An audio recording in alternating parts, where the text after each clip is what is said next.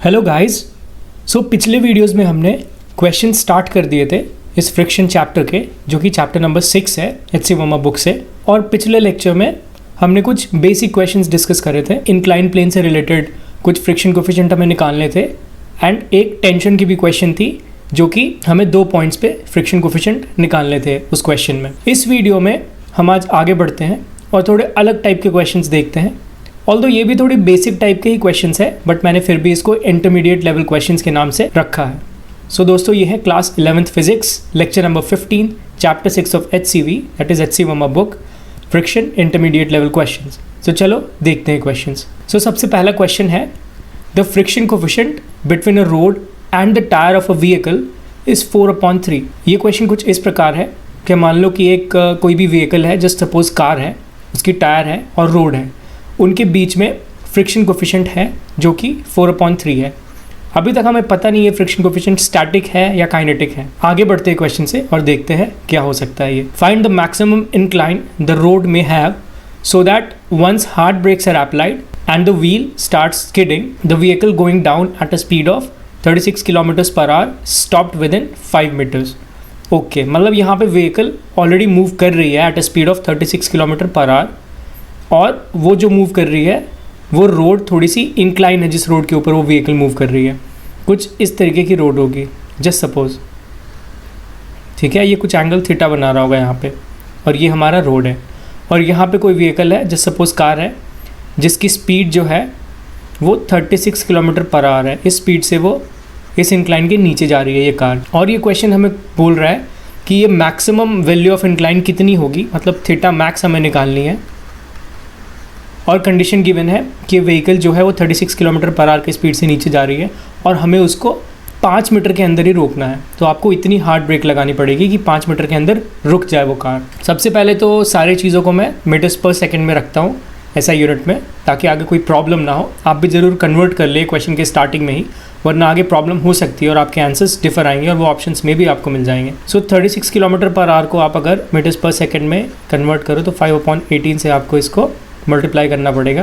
This is 2, सो ये कितना हो गया 10 मीटर्स पर सेकेंड, ये जो है स्पीड, ठीक है। सो हमें मालूम है इनिशियल वेलोसिटी कितनी है, 10 मीटर्स पर सेकेंड उस कार की। हमें रोकनी कब तक है उस कार को, 5 मीटर्स पे। 5 मीटर्स पे रुक जानी चाहिए वो कार, इतनी हार्ड ब्रेक लगानी है हमें। रुक जानी चाहिए मीन्स क्या, फाइनल वेलोसिटी इज़ 0, ठीक है। सो ये चीज़ हमें पता है पहले से। एक और चीज़ पता है, ये फ्रिक्शन कोफिशिएंट। अब मैंने सबसे पहला ही सवाल किया था कि काइनेटिक फ्रिक्शन है या स्टैटिक फ्रिक्शन है, तो ये काइनेटिक फ्रिक्शन है। क्यों? क्योंकि ये व्हीकल मूव कर रही है ऑलरेडी 10 मीटर्स पर सेकेंड वेलोसिटी से, और हमें अब रोकना है इसको 5 मीटर के अंदर, ठीक है। तो यहाँ से हमें एक्सेलरेशन मिल जाएगी, और वो एक्सेलरेशन कितनी होगी, v² minus of u² is equals to 2as से हम निकाल सकते हैं acceleration. This is third equation of motion. v is 0, u is 10 square, that is equals to 2 multiplied by a multiplied by 5। So यहाँ से acceleration कितनी आएगी, minus of 100 is equals to 10 multiplied by a। So acceleration is minus of 10 metres पर second square. Why minus? It's obvious, because we are applying brakes. उस car पे brake लगाई जा रही है, सो रिटार्डेशन हो रही है, एक्सेलरेशन नहीं हो रही है। That's why it's negative 10 metres पर सेकेंड स्क्वायर, जो कि आपको पता है ऑलरेडी। सो नाउ अब हमारे पास एक्सेलरेशन है, हमें ये थीटा मैक्स फाइंड करनी है, ठीक है। तो हमारे पास म्यू के है 4/3, एक्सेलरेशन है माइनस ऑफ 10 मीटर्स पर second square, we need to find theta max. So यहाँ पे एक सोचने वाली बात ये है कि उस कार पे जब ब्रेक लगाई जा रही है तो कौन सी ऐसी चीज़ है जो उस कार को रोकने में मदद कर रही है। तो बेसिकली वो कोई और चीज़ नहीं, फ्रिक्शन है। फ्रिक्शन की मदद से ही कार रोकी जा रही है। आप ब्रेक लगा रहे हो और उस ब्रेक के कारण क्या हो रहा है, फ्रिक्शन अपना काम कर रहा है और तभी कार को रोक रहा है। अगर फ्रिक्शन नहीं होता तो आप ब्रेक लगाने के बावजूद कार को नहीं रोक पाते, वो स्लिप करती रहती। सो फ्रिक्शन ही है वो चीज़ जिसके कारण ब्रेक लगाने पे कार स्टॉप हो जा रही है विद इन 5 मीटर्स इस क्वेश्चन के केस में। तो इसको कुछ इस प्रकार से मैं डायग्राम में अगर दिखाऊं, सो ये कार है, इस पे यहाँ पे फोर्स कौन सी लग रही है, इसकी मास m है। सो ये mg नीचे और इधर mg साइन थीटा, जैसा कि मैंने पहले भी डिस्कस किया है पिछली वीडियो में कि ये डायरेक्शन में mg साइन थीटा होगी और इस डायरेक्शन में mg कॉस थीटा होगी, और यही नॉर्मल फोर्स के इक्वल होगी, ठीक है। और फ्रिक्शन किधर लगेगी, इस तरफ, इसे रोकने में, म्यू इंटू एन, यहाँ पे एन ये वाली है। सो यहाँ से मैं इक्वेशन लिखता हूँ एक्सेलरेशन की, और एक्सेलरेशन की वैल्यू हमें मालूम चल गई है. So mg sine of theta minus of mu N is equal to इस डायरेक्शन में acceleration a, that is mass into acceleration. ठीक है, अब यहाँ से वैल्यूज़ निकालो. This minus of mu mg cos of theta is equal to mass into acceleration is what, minus of 10 from here. ठीक है, एम कैंसल्ड आउट. ठीक है, सो यहाँ पे g sine theta minus of mu g cos of theta is equal to minus of 10, कुछ ऐसे. अब g को अगर मैं 10 ले लूँ, 10 सपोज कर लूँ, सो ये g कैंसिल आउट हो जाएगी, और म्यू की वैल्यू हमें पता है 4/3. So sine theta minus of 4/3 cos theta is equal to minus of 1. ये हमारे पास है. ठीक है, चलो इसको सॉल्व करते हैं. जितने भी इस क्वेश्चन में गिवन पैरामीटर्स हैं उन सभी का इस्तेमाल करने के बाद हम आखिरकार इस इक्वेशन के नतीजे पर जाकर पहुँचे हैं. और यहाँ से हमें क्या निकालना है, क्वेश्चन में पूछा गया है थीटा मैक्स क्या है. आपको जस्ट थीटा मैक्स की वैल्यू निकालनी है इस इक्वेशन की मदद से.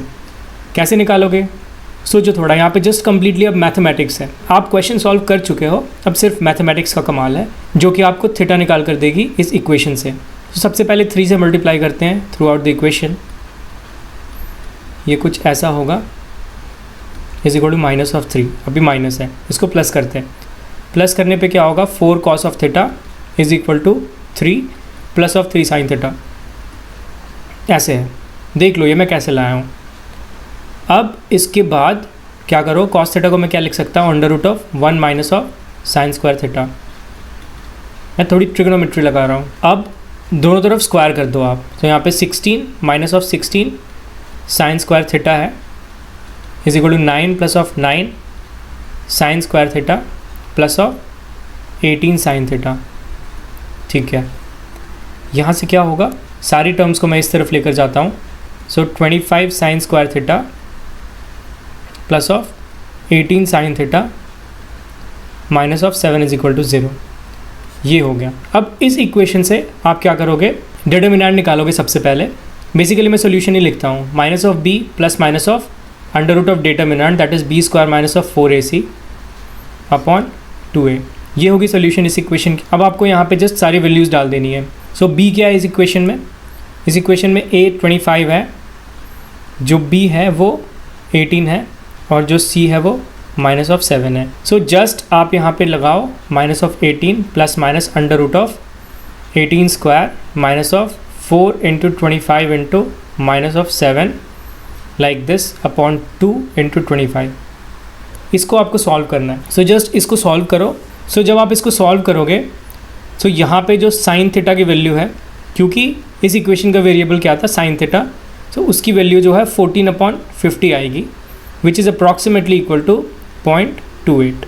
ठीक है, इतनी आ गई हमारी साइन थीटा की वैल्यू. अब यहाँ से थीटा जो होगा वो साइन इनवर्स ऑफ 0.28 होगा, और that is approximately equal to 16 degrees.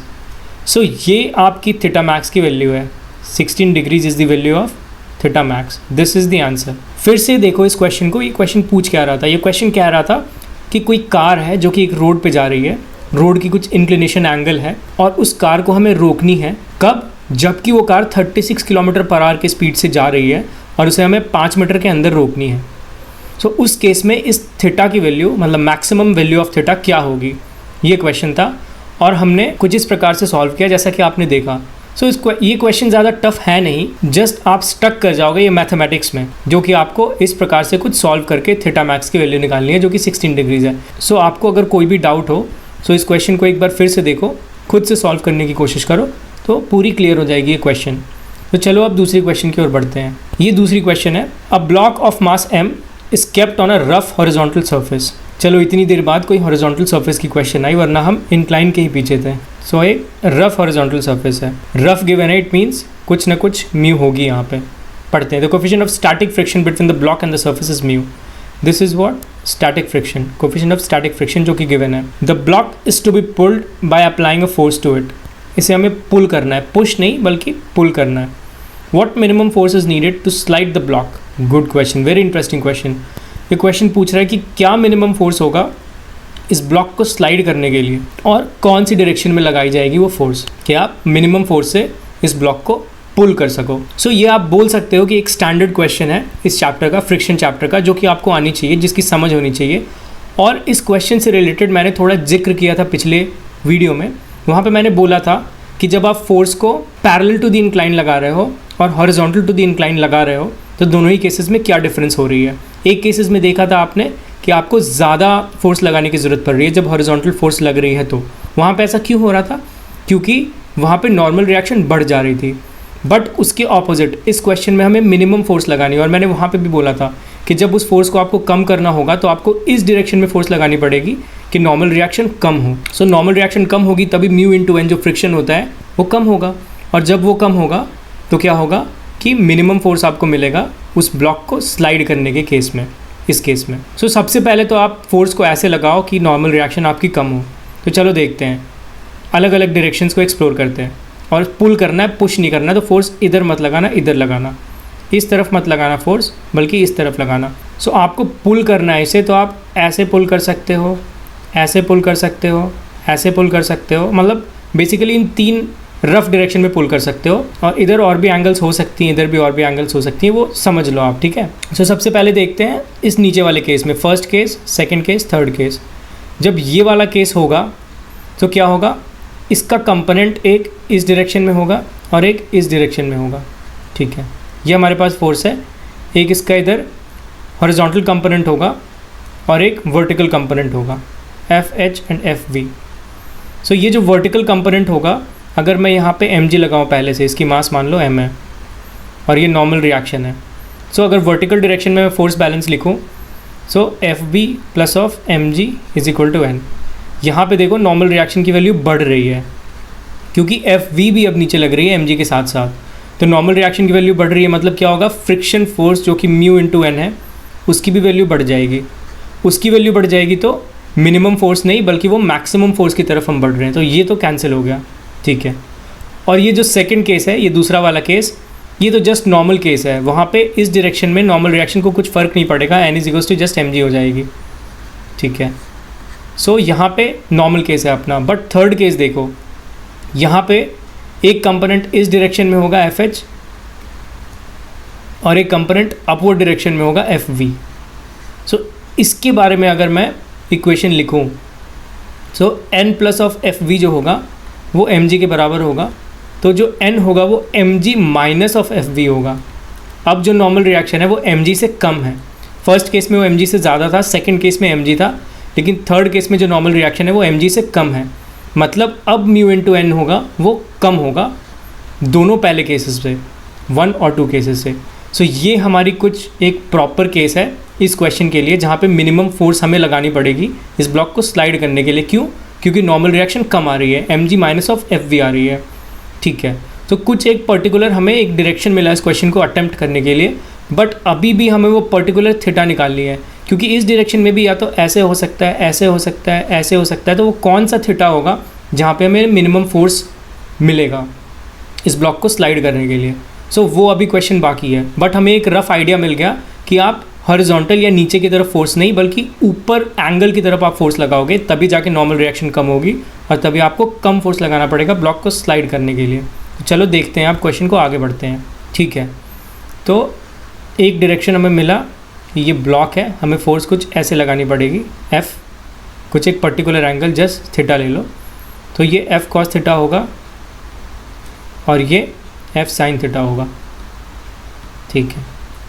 और ये एम जी और ये एन वर्टिकल है और ये friction force that is mu into N, mu given है। सो हमें इसको स्लाइड कराना है, मतलब जस्ट स्लाइड कराना है, स्टैटिक फ्रिक्शन है नॉट काइनेटिक फ्रिक्शन, मूव नहीं कर रही, इसकी एक्सेलरेशन 0 है, जस्ट स्लाइड करने की कगार पे है। तो ये जो एफ कॉस थीटा है वो इक्वल होगा म्यू इंटू एन के, और एन फोर्स क्या होगा, N is equal to M G minus of F sine theta, vertical direction में फोर्स लिखने के बाद ये मिलेगा आपको। सो यहाँ से इस वैल्यू को आप इधर डाल दो, तो क्या होगा, F cos theta is equal to mu into M G minus of F sine of theta, ठीक है।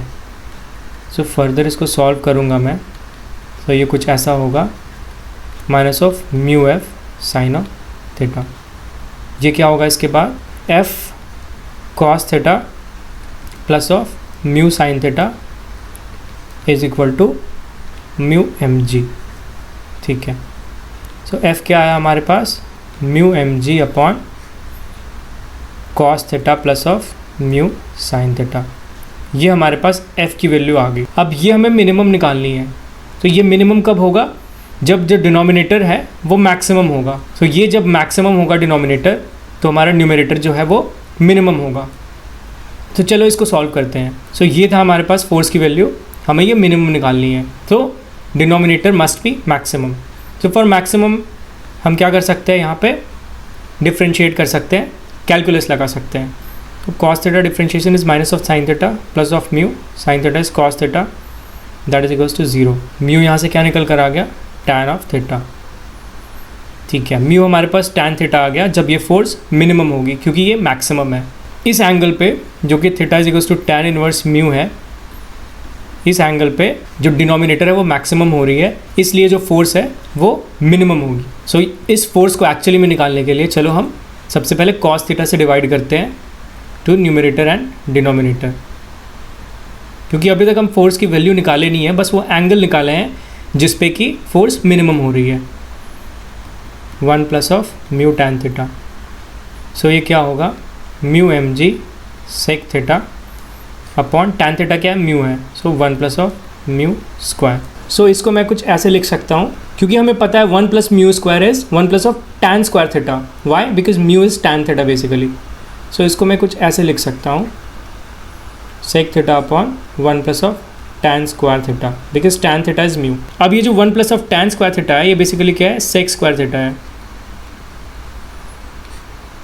This is nothing but sec square theta. So this is sec theta cancelled out. So इसको मैं again ऐसे लिख सकता हूँ, under root of 1 plus of under root of sec square theta इसको लिख दूंगा, और सेक स्क्वायर थीटा अगेन क्या है, 1 plus of tan square theta है, और टैन स्क्वायर थीटा क्या है, म्यू स्क्वायर है। सो ये हमारे पास एफ मिनिमम, ये फोर्स आ गया एफ मिनिमम। ठीक है, ये बेसिकली कन्वर्शन बहुत सिंपल है, आप देख कर इसको एक बार में ही कर सकते हो, बट मैं थोड़ा कॉम्प्लिकेट कर दिया सिचुएशन को, कोई बात नहीं, आप इसको देखकर और सिंप्लीफाई कर लेना अच्छे से। सेक थीटा जस्ट मैंने लिखा under root of 1 plus of tan square theta, क्योंकि सेक थीटा को आप क्या लिख सकते हो, under root of sec square theta, and sec square theta is what, 1 plus of tan square theta, and tan theta is mu. That's why ये चीज़ ऐसी हो गई और आंसर ये निकल कर आ गया। सो ये हमारे पास एफ मिनिमम फोर्स है। कौन से एंगल पे, एंगल हमने पहले ही निकाला था, टैन इनवर्स ऑफ म्यू पे। ठीक है, सो ये आंसर है इस क्वेश्चन का। What minimum force is needed to slide the block? Well, this minimum force is needed to slide the block. And in which direction should this force act? Well, in this direction the force should act. So पिछले lecture में जो एक अधूरी सी बातें थी जो मैंने discuss करी थी, वो इस लेक्चर में पूरी हो गई इस क्वेश्चन के माध्यम से, और मैं होप करता हूँ कि आप अच्छे से अब इस कॉन्सेप्ट को समझ गए, जो कि मैं दर्शाने की कोशिश कर रहा था, समझाने की कोशिश कर रहा था इस क्वेश्चन और वो पिछले वाले क्वेश्चन के माध्यम से। तो चलो अब आगे बढ़ते हैं। सो ये क्वेश्चन नंबर 3 है इस वीडियो का, और ये लास्ट क्वेश्चन होगा इस वीडियो का। और क्वेश्चन क्या है, अ 2 kg block is placed over a 4 kg block. Okay, ये एक नई कॉन्सेप्ट है जो कि मैं डिस्कस करने जा रहा हूँ। इस टाइप के और भी कॉम्प्लिकेटेड क्वेश्चंस मैं डिस्कस करूँगा फ्यूचर के वीडियोज़ में, क्योंकि एक ये बहुत ही इंपॉर्टेंट कॉन्सेप्ट है जो कि बहुत सारे एग्जाम्स में आते हैं ऐसे क्वेश्चन। सो आपको एक बेसिक आइडिया होना चाहिए जो कि इस वीडियो में आपको इस क्वेश्चन के थ्रू मिलेगा, और फिर कॉम्प्लिकेटेड क्वेश्चन हम फर्दर एक्सप्लोर करेंगे फ्यूचर के वीडियोस में। सो इस पर्टिकुलर कॉन्सेप्ट से रिलेटेड हम काफ़ी सारे क्वेश्चंस करने वाले हैं, तो कोई चिंता करने वाली बात नहीं है। आप जस्ट बेसिक सीखो इस वीडियो पे, और फिर अगली वीडियोस में हम काफ़ी कॉम्प्लिकेटेड क्वेश्चंस भी करेंगे इस पर्टिकुलर कॉन्सेप्ट से, सो कोई वरी मत करना। तो चलो क्वेश्चन पढ़ते हैं। अ 2 kg block is placed over a 4 kg block. सबसे पहले तो आप एक 4 kg वाली ब्लॉक बना दो। ये 4 kg वाला ब्लॉक है, इसके ऊपर एक 2 kg वाली ब्लॉक रखी हुई है। This is 2 kg and this is 4 kg। ठीक है, and both are placed on a smooth horizontal surface. ये क्या है, μ0 है, ये स्मूथ हॉरिजॉन्टल सरफेस पे रखी हुई है ये दोनों block. The coefficient of friction between the 2 blocks is 0.2। यहाँ पे जो म्यू है वो 0.2 है, गिवन है। Find the acceleration of the 2 blocks if a horizontal force of 12 newton is applied to A the upper block and B the lower block. So यहाँ पे 2 cases हैं। सबसे पहला, जब आप हॉरिजॉन्टल फोर्स जो 12 न्यूटन है वो ऊपर की ब्लॉक पे लगा रहे हो, और दूसरे में जब नीचे की ब्लॉक पे लगा रहे हो। सो चलो सबसे पहले हम पहला ही पार्ट सॉल्व करते हैं। ये 12 न्यूटन फोर्स है जो कि अपर वाले ब्लॉक पे लग रही है। सो ध्यान से समझो, मतलब एक्चुअली में इस क्वेश्चन को पूछने का मतलब है क्या। जब आप ऊपर 12 न्यूटन का फोर्स लगा रहे हो तो क्या हो रहा है, जो ये 2 kg की ब्लॉक है उस पर डायरेक्ट फोर्स लग रही है 12 न्यूटन। सो इस फोर्स के कारण इस ब्लॉक की कुछ एक्सेलरेशन होगी, ऑब्वियसली होगी according to Newton second law. ये कुछ एक एक्सेलरेशन से एक्सेलरेट करेगा, सपोज a1, बट उस एक्सेलरेशन के कारण जो वेलोसिटी होगी ऊपर वाले ब्लॉक की, उसको रोकने की कोशिश करेगी ये नीचे वाले ब्लॉक, और उसको रोकने के लिए उसके पास है क्या, फ्रिक्शन है। सो फ्रिक्शन कुछ एक इस डायरेक्शन में लगेगा ऊपर वाले ब्लॉक पे F। अब क्योंकि न्यूटन्स थर्ड लॉ के अकॉर्डिंग अगर इस पे फ्रिक्शन पीछे की ओर लग रही है तो 4 kg वाले ब्लॉक पे आगे की ओर लगेगी, और तभी ये 4 kg वाला ब्लॉक जो है उसकी भी एक्सेलरेशन होगी कुछ आगे की डायरेक्शन में इस फ्रिक्शनल फोर्स के कारण। ठीक है, सो ये एक पहले पार्ट के क्वेश्चन का कुछ थोड़ा बहुत कॉन्सेप्ट था जो हमने देखा। अब देखो एक्चुअल में फ्रिक्शन का काम क्या है, what is the actual meaning of friction. जो फ्रिक्शन है, जब मोशन स्टार्ट हो चुकी है तो ये रिलेटिव मोशन को रोकता है। This is basically relative motion killer. आप फ्रिक्शन को हमेशा ऐसे ही देखना कि ये जो रिलेटिव वेलोसिटी है, जो रिलेटिव मोशन है, उसको किल करता है। तो यहाँ पे कुछ एक ऐसी सिचुएशन क्रिएट हो रही है कि दोनों के बीच में रिलेटिव मोशन होगा कि नहीं होगा, ये सोचना पड़ रहा है हमें। सो आप बेस्ट ट्राई करो इस फ्रिक्शन कोफिशिएंट से कि ये दोनों ही ब्लॉक को एक एक्सेलरेशन दे पाएगी कि नहीं। दोनों ही ब्लॉक को एक एक्सेलरेशन दे पाएगी कि नहीं, इसका मतलब क्या है कि इन दोनों ब्लॉक्स के आपस में कोई रिलेटिव वेलोसिटी नहीं है, बल्कि दोनों ही साथ में मूव कर रही है एक साथ। तो सबसे पहले चलो वही निकालते हैं। मतलब आप ध्यान से समझना, जो फ्रिक्शन है वो क्या चाहेगा, वो चाहेगा कि जो 2 kg ब्लॉक है और 4 kg ब्लॉक है दोनों आपस में सेम ही वेलोसिटी से आगे जाएं। बट उसके लिए क्या ये फ्रिक्शन एनफ है जो 4 kg वाले ब्लॉक को सेम एक्सेलरेशन दे पाएगा जो कि ऊपर वाले ब्लॉक की है। तो उसके लिए हमने क्या करना पड़ेगा पहले कि दोनों ब्लॉक को साथ में मान लो। दोनों ब्लॉक को साथ में मानोगे तो क्या है, 4 + 2 6 kg वेट है, टोटल 6 kg वेट है ब्लॉक की, और ये ब्लॉक एक साथ में मूव करनी चाहिए, और फोर्स क्या है, 12 न्यूटन फोर्स है। So force is equal to mass into acceleration 6 × a। यहाँ से जो a है देखो वो 2 मीटर्स/सेकेंड स्क्वायर आ रही है, मतलब ऊपर वाली ब्लॉक भी 2 मीटर्स/सेकेंड स्क्वायर, नीचे वाली ब्लॉक भी 2 मीटर्स/सेकेंड स्क्वायर के एक्सेलरेशन से जाएगी। बट क्या फ्रिक्शन इसको प्रोवाइड कर पाएगा? So maximum value of friction क्या है हमारे पास, एफ मैक्स जो है वो क्या है, mu is given that is 0.2 multiplied by normal reaction. अब ये जो नॉर्मल हम यूज़ करेंगे क्योंकि ये जो फ्रिक्शन कोफिशिएंट है वो 2 kg और 4 kg के बीच में यहाँ पे है, इस सरफेस पे है।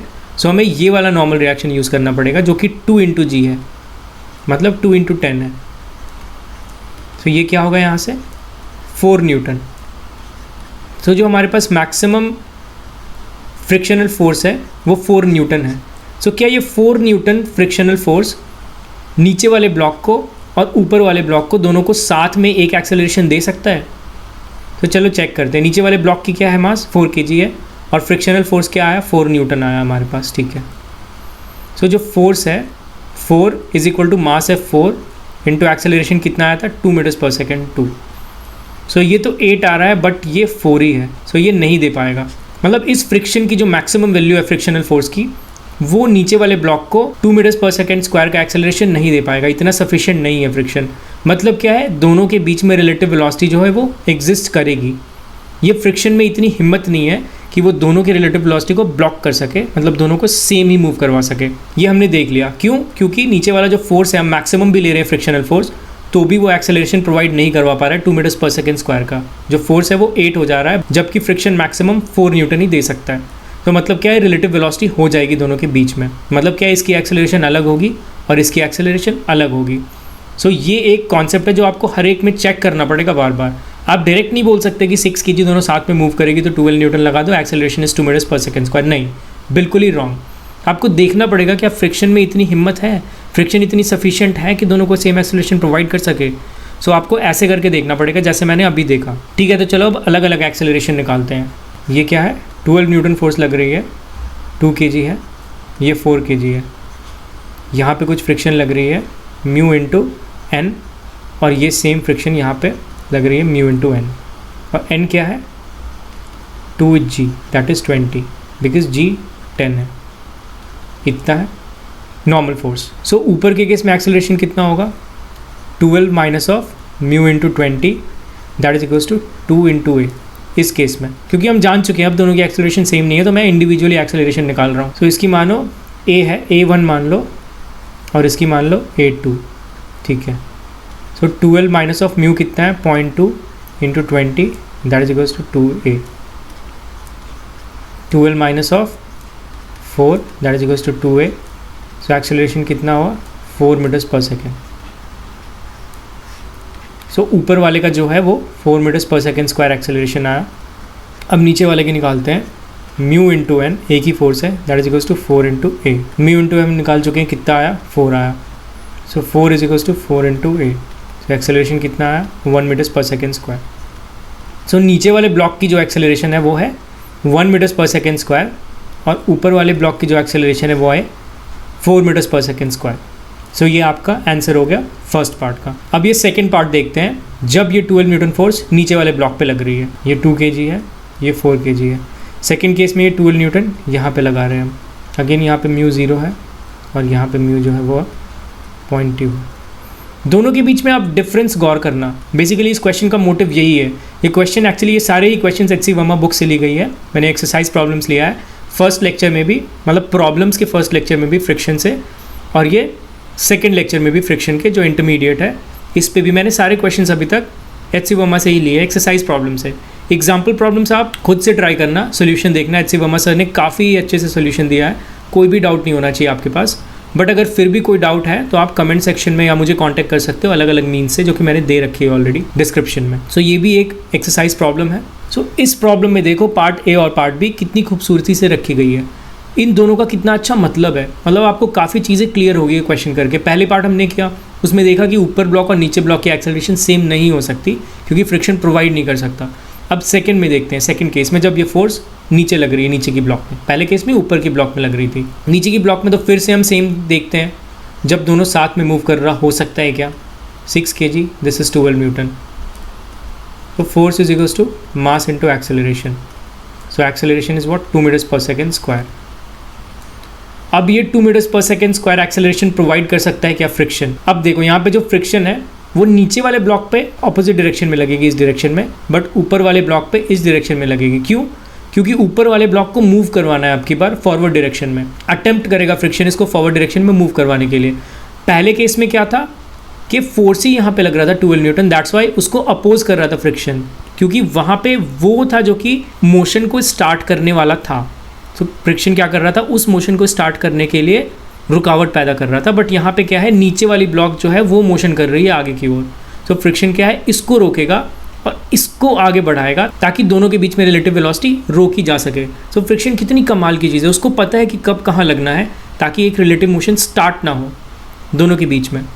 सो ये देखो सबसे पहले गौर करने वाली बात है। सो यहाँ पे हम लगाते हैं ये बैक डायरेक्शन में जो है म्यू इंटू एन है और ये फॉरवर्ड डायरेक्शन में म्यू इंटू एन है। तो सबसे पहले क्या ये फ्रिक्शन ऊपर वाले ब्लॉक को 2 मीटर्स पर सेकेंड स्क्वायर के एक्सेलरेशन से मूव करवा पाएगा? चलो देखते हैं। Mu into n is equals to 2 into a. Mu into n कितना आया था हमारा, फिर से निकाल लेते हैं, 0.2 into 2 into 10, that is equals to what 4।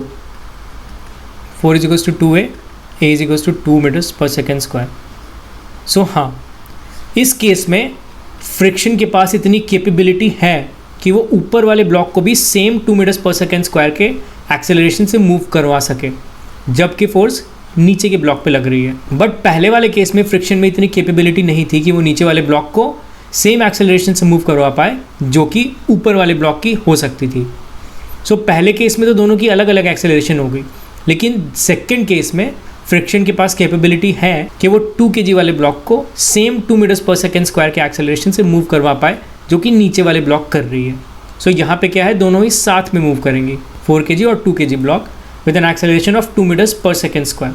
ठीक है। सो ये क्वेश्चन आप फिर से देखना, बार बार देखना, 2-3 बारी देखो कि मैंने क्या क्या डिस्कस किया, कैसे कैसे डिस्कस किया, और ये कितनी खूबसूरती से एच सी वर्मा ने रखा है इस क्वेश्चन को कि सारे ही कॉन्सेप्ट क्लियर हो जाए।